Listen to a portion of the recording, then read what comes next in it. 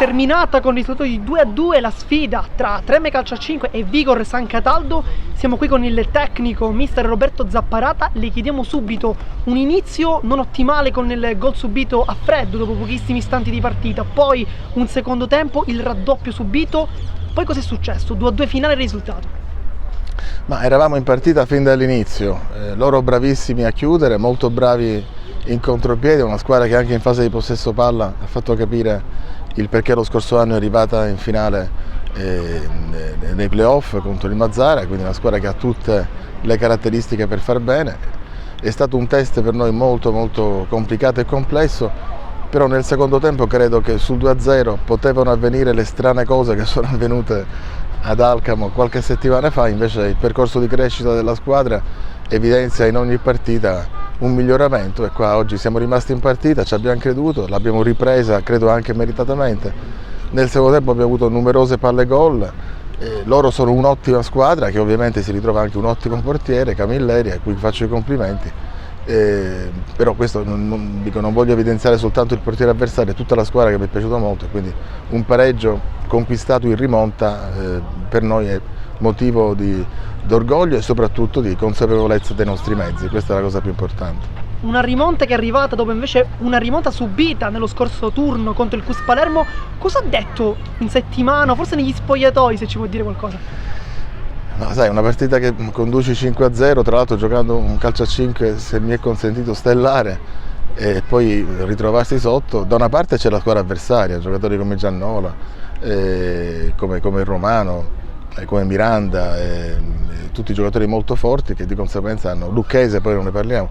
Era giusto che rientrassero in partita quando noi abbiamo abbassato un attimo la guardia. Non siamo stati cinici, dovevamo giocare maggiormente il pallone, non dovevamo regalarli.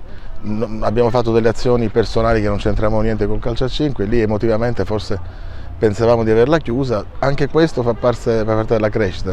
Per certi aspetti il punto in casa preferisco conquistarlo così perché lascia, come dire, un'esperienza importante e non magari un pareggio scialbo che non ti regala nulla. Quindi anche questa è una partita che serve al percorso di crescita di cui parlavo prima. Lei ha parlato di crescita e io ne approfitto per chiederle della prestazione di Giuseppe Tripoli.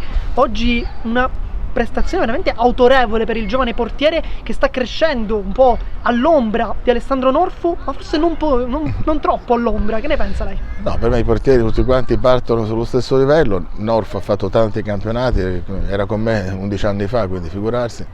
Giuseppe è un ragazzo che è arrivato con grandissima umiltà, viene da alcune esperienze magari dove non è stato valorizzato al massimo, si è fatto trovare pronto in queste partite ed è un ragazzo sul quale noi puntiamo, anche perché ha una caratteristica che lo rende interessante per il futuro. Buttato nella mischia non trema, cosa che alla sua età normalmente accade. Questa è una cosa che per un giovane come lui è una rarità, quindi complimenti a Giuseppe. Adesso invece parliamo della prossima partita. Per quanto riguarda la Coppa, arriverà il match contro il CUS Palermo, formazione già affrontata in campionato. Sarà una preparazione simile o tenterà di cambiare qualcosa? No, la prossima partita è sicuramente con l'Eti Niners, nel senso che la Coppa Italia sarà a ottobre e la seconda partita giocheremo da loro sul parquet, ma ci penseremo la settimana prima. Ora c'è l'Eti Niners, i pensieri sono rivolti a una squadra che apprezzo e stimo molto, con ragazzi, alcuni di questi che ho anche allenato, quindi è sicuramente una partita verso la quale dobbiamo prepararci al meglio affinché possa essere affrontata con cognizione di causa. Invece adesso passando al campionato, ha già parlato del Palermo Futsal 89ers, ma adesso invece la domanda la facciamo un po' sulla classifica della sua squadra. Al momento 4 punti totalizzati, si aspettava un inizio così? Ma è un inizio come qualsiasi cosa. Io i bilanci li faccio sempre alla fine del girone d'andata, mai prima.